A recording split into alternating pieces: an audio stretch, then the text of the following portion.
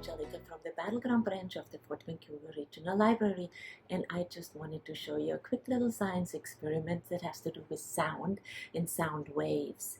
And all you need to do that at home is some string, like this here, about this long, and some tape, and a couple of pieces of silverware. I'm using these 3 spoons here.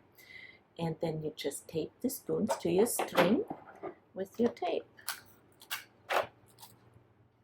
Just like so. 1, 2, 3. Right. Okay, and already you just have gotten yourself a wind chime, see? Now see how this sounds kind of tinny and jangly? That is because the sound waves that the spoons generate have to travel through the air to your ear, and while they're going through the air they kind of dissipate, and so the quality deteriorates.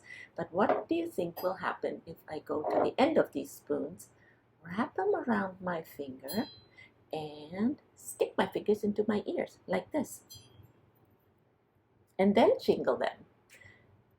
I think you're right. The sound, I think, will travel from the spoons alongside the string and through the fingers and straight into my skull, into my ears, into the inner ear.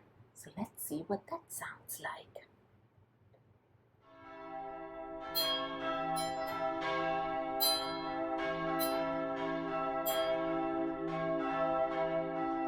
Wow, that sounded a lot different, didn't it? Now, you don't have to believe me that it sounds like this.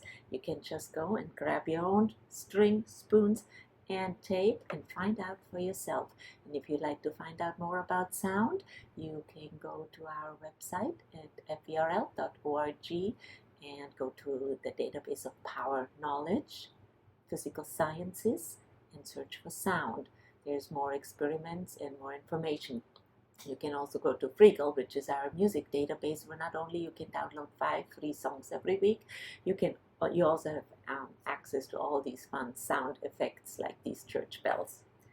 All right, remember, we miss you and we hope to see you again soon. Bye-bye. Do this again.